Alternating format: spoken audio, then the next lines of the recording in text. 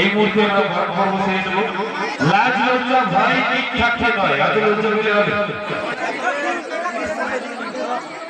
Please হাত করে request করবো ভাবে প্রত্যেকটা ভাইকে বিলম্ব করবেন না, কারণ সবাই অনুষ্ঠান দেখতে এসেছে, সময় দাম হয়, সময় অতিবাহিত হচ্ছে।